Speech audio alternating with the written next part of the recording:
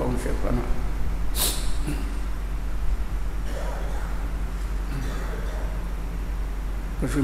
Antara kesimpulan yang telah saya terangkan, yang paling penting ialah bahawa fana itu memang disyariatkan di dalam Islam.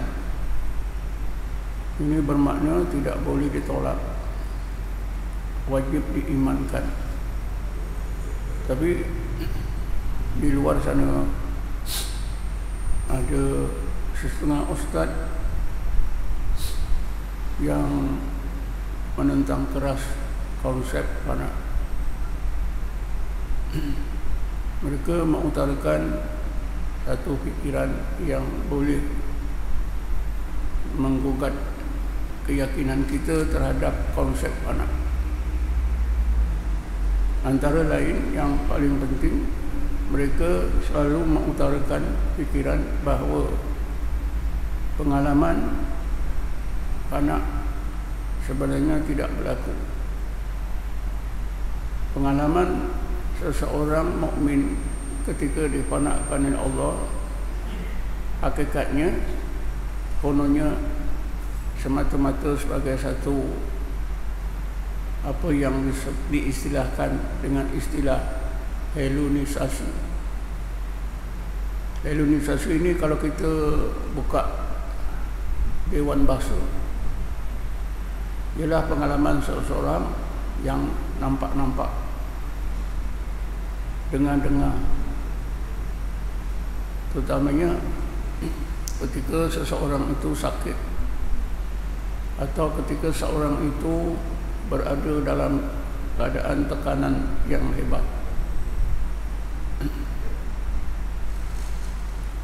Pandangan ini tuan-tuan sebenarnya ibarat racun yang boleh menggugat keyakinan kita bahawa fana itu memang disyariatkan oleh Allah dalam Quran dan wajib kita imankan. Sebab bagaimana yang telah saya terangkan, dalilnya sangat terang dalam Quran. Antara dalil yang telah saya terangkan ialah kejadian yang berlaku pada golongan Ashabul Kahfi. Mereka difanakan oleh Allah selama 309 tahun. Dan ini disebut dalam surah Al-Kahfi. Nabi Allah Uzair juga difanakan oleh Allah selama 100 tahun. Nabi Musa juga mengalami. Rasulullah SAW sendiri pun mengalami. Dan sebahagian daripada umat Nabi Muhammad yang digelarkan oleh Allah dengan gelaran ulul albab juga mengalami. Pengalaman-pengalaman mereka bukanlah satu perkara yang disebut tadi sebagai helunisasi, bayangan-bayangan orang yang sakit. Tapi perkara yang diakui oleh Allah. Cuba kita dengar ayat ini. Ayat ini yang selalu saya juga telah bacakan. Bismillahirrahmanirrahim. Inna fi khalqis samawati wal ard wa ikhtilafil laili wan nahar la ayatin li ulil albab. Sesungguhnya di dalam kejadian-kejadian yang terletak di langit, begitu juga yang terletak di bumi, begitu juga dalam peredaran masa malam dan siang, terdapat ayat-ayat Allah yang dapat disaksikan oleh pandangan hati, pandangan roh ulul albab. Ini kan fakta yang tak boleh nak ditolak. Bahawa ulul albab itu memang dikurniakan oleh Allah setelah berbagai hijab yang melindungi pandangan hati, pandangan roh, diangkat oleh Allah, dikasyafkan oleh Allah, sebagaimana yang Allah sebut dalam Quran. Bismillahirrahmanirrahim. Fakasyafna anka ghita'aka fabasarukal yawma hadid. Maka kami Allah kasyafkan ghita', berbagai hijab yang melindungi pandangan mata hati kamu, roh kamu. Maka ketika itu pandangan kamu tajam dan nampak apa yang sebelumnya tak nampak. Jadi ayat 190 surah Al-Imran ini satu fakta yang membuktikan bahawa pengalaman fana itu bukanlah sebagaimana yang didakwa tadi, hanya satu pengalaman hedonisasi saja, tidak ada hakikatnya. Sedangkan yang sebenar memang berlaku, ya. Memanglah di sana, dalam kuliah yang lepas pun saya telah terangkan, apa saja kebenaran dalam Islam ini, syaitan akan segera adakan tiruan. Kalau tiruan itu boleh dikatakan sebagai satu pengalaman yang palsu, boleh disebut sebagai hedonisasi. Tapi fana ini memang betul, kan? Dan Rasulullah sendiri pun sebut, al-ihsan an ta'budallah ka'annaka tarahu. Ihsan itu anda beribadat kepada Allah seolah-olah anda melihatnya. Apakah tafsiran seolah-olah melihatnya? Tafsirannya ialah, pertama, orang tersebut bila sampai ketiga ihsan, orang tersebut tidak melihat zat Allah dengan mata kepala tidak, dengan pandangan hati tidak. Apa yang dipandang? Yang dipandang oleh pandangan mata hati, pandangan roh ketika itu ialah ayat-ayat Allah. Maknanya tanda-tanda, bukti-bukti yang menunjukkan wujudnya zat Allah Subhanahu wa ta'ala. Ketika seseorang itu dikurniakan oleh Allah, dihijabkan, diangkat berbagai hijab hati, hijab roh, maka pandangan hati, pandangan roh nampak ayat-ayat Allah. Ketika itulah orang tersebut akan mengalami seperti yang Rasulullah tegaskan, al-ihsan an ta'budallah ka'annaka tarahu. Ihsan itu anda beribadat kepada Allah seolah-olah anda melihatnya. Dan pengalaman ini telah pun dinyatakan oleh Allah tadi, dialami oleh golongan ulul albab. Amalannya pun disebut oleh Allah dalam ayat yang seterusnya. Bismillahirrahmanirrahim. Alladzina yadhkuruna Allaha qiyaman wa qu'udan wa 'ala junubihim wa yatafakkaruna fi khalqis samawati wal ardh. Rabbana ma khalaqta hadza batila subhanaka faqina 'adzabannar. Dalam ayat ini Allah tegaskan amalan yang diamalkan, amalan yang khusus yang diamalkan oleh golongan ulul albab sehingga mereka dikurniakan oleh Allah Fana, ialah sentiasa zikir dan tafakkur. Dan mereka ini diajar oleh Rasulullah, dipimpin oleh Rasulullah. Mereka ini duduk di dalam Masjid Nabi di Madinah, menjadi sebahagian daripada Ashabus Suffah. Jadi tuan-tuan dan puan-puan sekalian, memang di sana banyak tiruan yang dibuat oleh syaitan. Kalau anak yang palsu ini memang boleh kita katakan itu adalah sebagai satu hedonisasi, tapi anak yang sebenar ada, ya. Jadi tak boleh kita nak tolak. Lagipun para ulama besar seperti Imam Ghazali telah melakukan zikir yang berterusan sehingga beliau dikurniakan oleh Allah Fana, dikurniakan oleh Allah ma'rifah. Karena itulah maka Imam Ghazali menyimpulkan, fa ma'rifatullahi wa sifatihi wa af'alihi la tuksal bi ilmil kalam bal yakadu al-kalamu mani'an laha wa hijaban anha wa amma khusulha bil mujahadah. Laqad qala Allah Ta'ala walladzina jahadu bina lanahdiyannahum subulana. Maksudnya, adapun ma'rifatullah itu, makrifat tentang sifat-sifat dan af'alullah itu tidak akan dapat dicapai oleh seorang mukmin dengan cara terus belajar ilmu tauhid. Bahkan kalau seseorang itu terus belajar ilmu tauhid, maka itu akan menghalang tercapainya ma'rifatullah, menghijab orang tersebut daripada ma'rifatullah.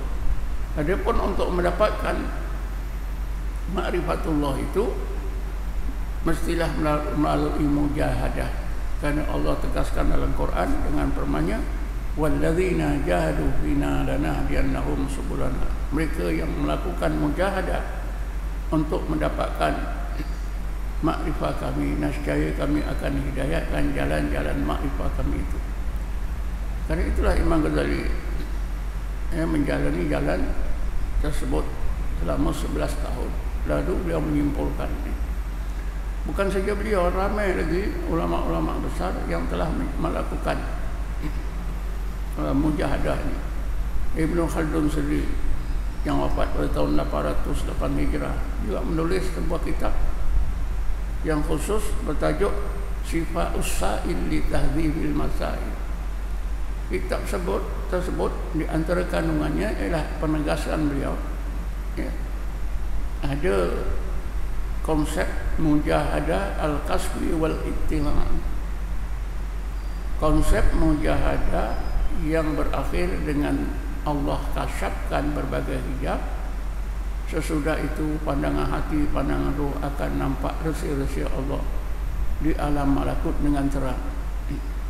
Ini diterangkan oleh Ibn Khaldun. Jadi dengan apa yang ditulis oleh para ulama tasawuf dalam kitab mereka mengenai fana billah, baqa billah, maka kesimpulannya konsep fana billah, baqa billah memang disyariatkan oleh Allah di dalam Quran, terdapat dalam hadis-hadis Nabi dan menjadi amalan Nabi, dilalui oleh Rasulullah, dilalui oleh setengah sahabat dan setengah orang Islam dari satu masa ke satu masa hinggalah sekarang. Tuan-tuan dan puan-puan sekalian,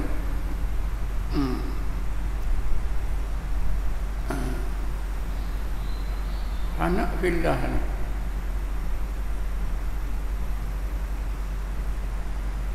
amalannya ialah zikir dan tafakkur. Dan ini fakta dalam Quran, ya. Alladzina yadhkuruna Allah qiyaman wa qu'udan wa 'ala junubihim wa yatafakkaruna fi khalqis samawati wal ardh. Ulul albab ni tuan-tuan, murid-murid Rasulullah, sahabat. Bukan semua sahabat, sebahagian. Diajar oleh Rasulullah berzikir dan tafakkur, duduk di masjid Nabi terus menerus berhari-hari.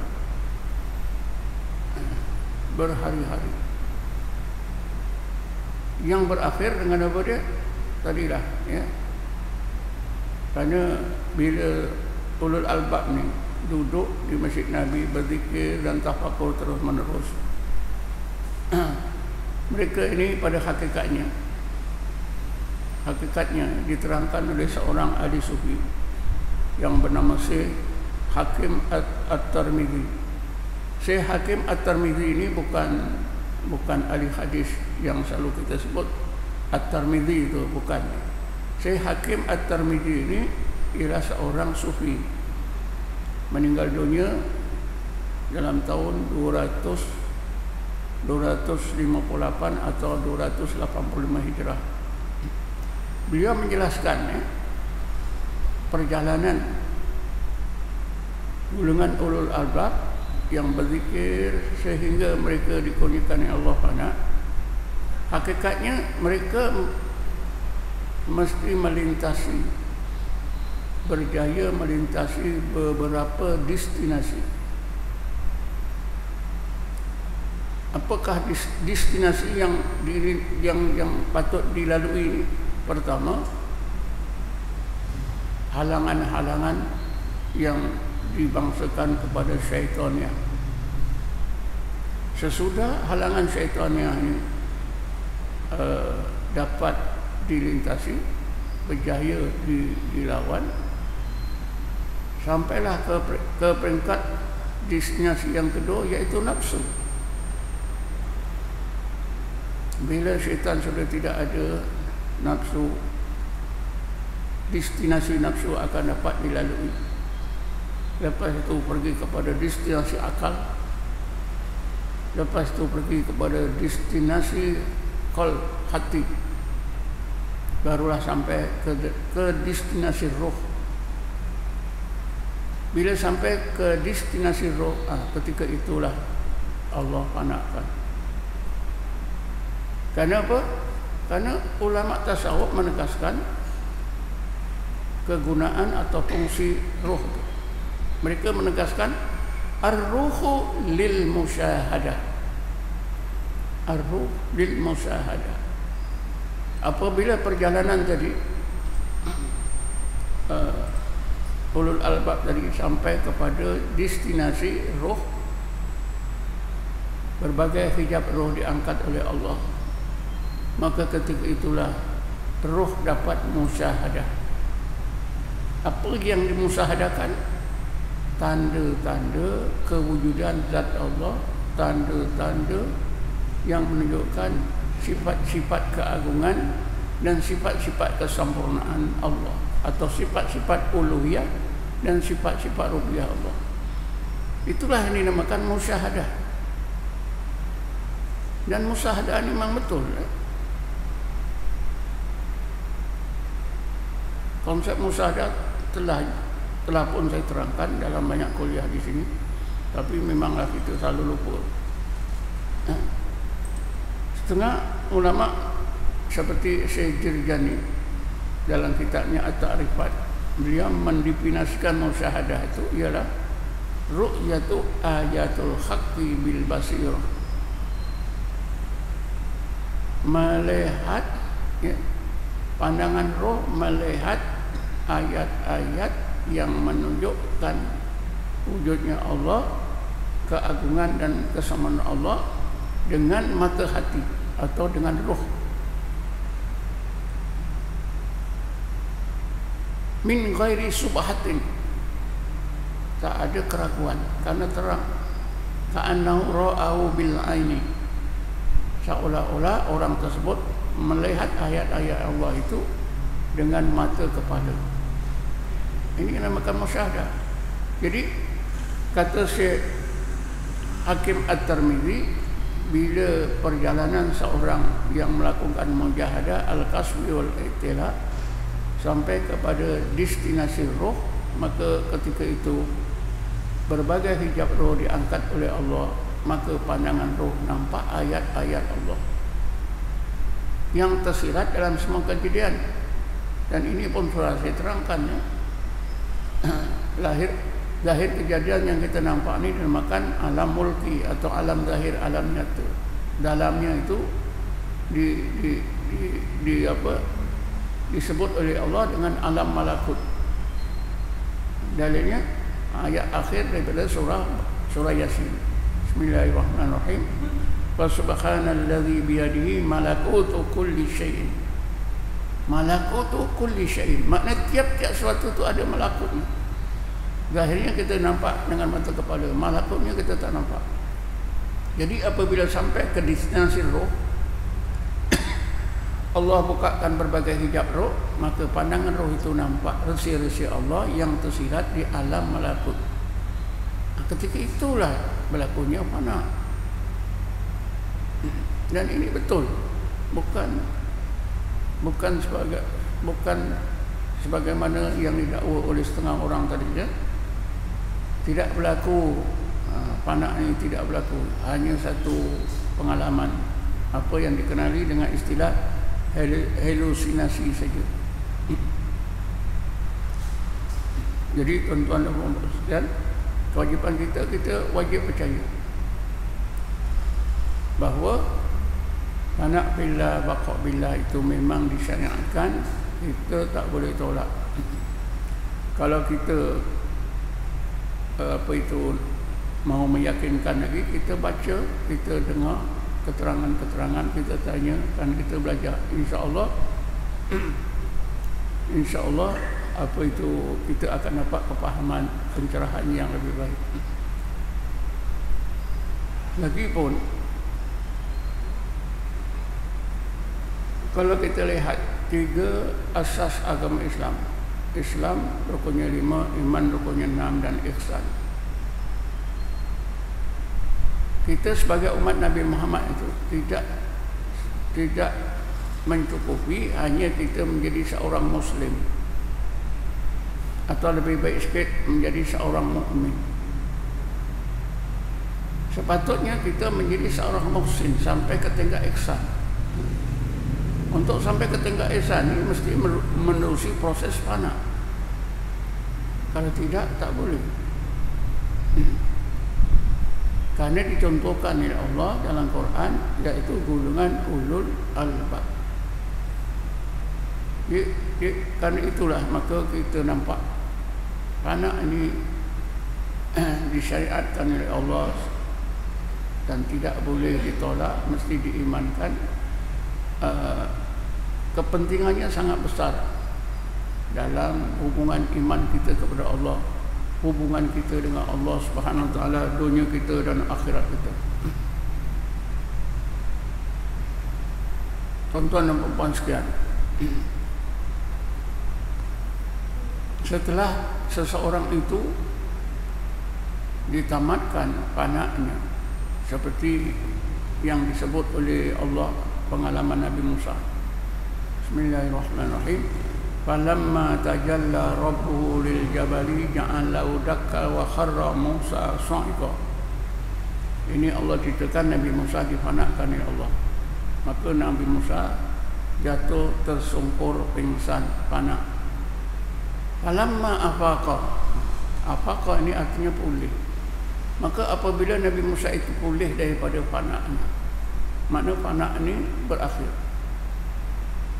Berapa lama fana' itu tidak dapat diketahui. Tadi dah disebut ya, golongan Ashabul Kahfi 309 tahun. Nabi Allah Uzair selama 100 tahun. Nabi Musa 40 hari 40 malam. Jadi masa tak tentu ya. Bila berakhir ni, falamma afaqa, bila anak Nabi Musa ni ditamatkan oleh Allah, maka Allah letakkan dalam baqa' billah. Inilah yang saya nak terangkan, baqa' billah, supaya kita dapat memahami perbezaan antara fana' billah dan baqa' billah.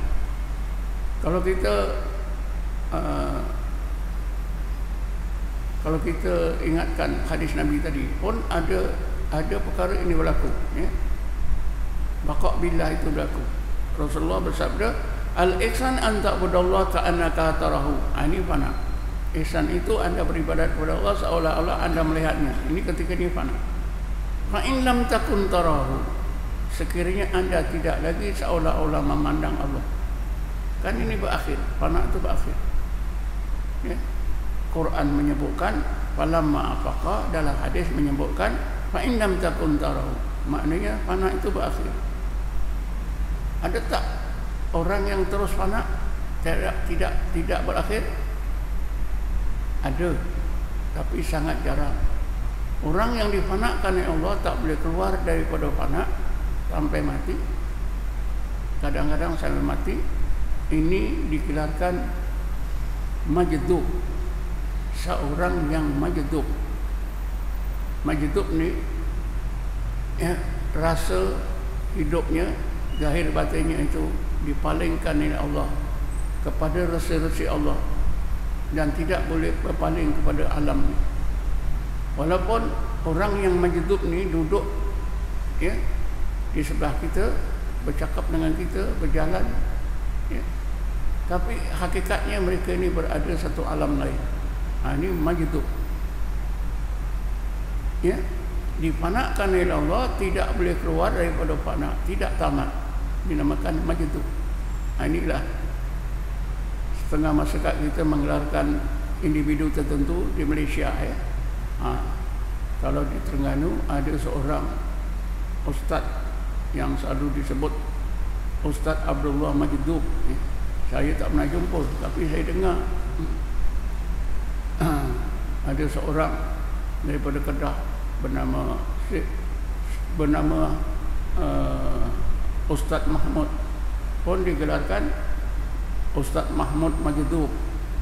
Tapi Majdub ni tuan-tuan, ada yang benar, ada yang Majdub kerana syaitan, sama saja. Jadi ada ya orang yang difanakkan oleh Allah tak keluar, tak berakhir, digelarkan dengan Majdub. Orang yang Majdub. Dan dalam sejarah orang-orang sufi memang ada, tapi jarang sekali. Apa sebab dia tak boleh keluar? Itu adalah sebab-sebabnya. Jadi apabila sudah tamat apa ni fana, ditamatkan oleh Allah, fa illam takun tarahu, makna fana habis dalam Quran. Falamma afaqa, ini Nabi Musa sudah ditamatkan fananya. Qala, maka segera Nabi Musa itu bercakap. Ini baqa billah. Subhanaka tubtu ilaika wa ana awwalul mu'minin. Baqa billah. Bila Allah letakkan dalam baqa billah, inilah banyak kebaikannya, banyak kepentingannya yang perlu kita ketahui. Tapi pada pagi ini saya fikir cukup setakat ini. Saya akan terangkan nanti dalam kuliah pada hari Ahad. Karena hikmah baqa billah, kebaikannya sangat banyak ya, yang perlu kita faham supaya dapat menolong kita bersungguh-sungguh berzikir. Mudah-mudahan satu masa Allah kurniakan kepada kita fana billah, kemudian Allah letakkan kita dalam keadaan baqa billah. Fa illam takun tarahu fa innahu yaraka. Sekiranya anda tidak terasa seolah-olah melihat Allah, anda akan terasa bahawa Allah sentiasa melihat diri anda. Dia terbalik ya. Masa fana kita rasa melihat Allah, masa baqa billah kita terasa dipantau oleh Allah selama setiap saat. Jadi setakat ini untuk pagi ini. Wallahu a'lam. Assalamualaikum warahmatullahi taala wabarakatuh. A'udzubillahi minasyaitonir rajim. Bismillahirrahmanirrahim. Wassalatu wassalamu ala asyrafil anbiya'i wal mursalin sayyidina Muhammadin wa ala alihi wa sahbihi ajma'in. Allahumma ighfir lana warhamna wa li abaina li ummahatina li ikhwanina li akhwatina li mu'allimina li masyayikhina wa li muslimina muslimat wal mu'minina wal mu'minat bi rahmatika ya arhamar rahimin. Allahumma inna nas'aluka at-taubata wal inabata was istiqamata ala syari'atil ghuraqatil bayda. Allah ja'alna mustaqiman wa la taj'alna saqiman ala al-haq. Allahumma manna alaina bil qudamati istiqamati ala syari'atil ghuraqatil bayda. Allahumma taq alaina akmal al-qutub wasrah sururuna min syurur. Allahumma shalli ala sayyidina Muhammadin nuril anwar wa ala alihi al-azhar wa al-akhyar. وصلي تسليما كثيرا يا ارحم الراحمين. الله يا الله يا رحمن رحيم ويا هادي المضلين ويا ناصر المسلمين ويا رحم الضعفاء والمساكين. اجعلنا من اوليائك المتقين واخسرنا في جمرة المقربين وارزقنا خير الدارين وقنا من شر الكونين. ربنا آتنا في الدنيا حسنة وفي الآخرة حسنة وقنا عذاب النار والحمد لله رب العالمين. تقبل الله منكم.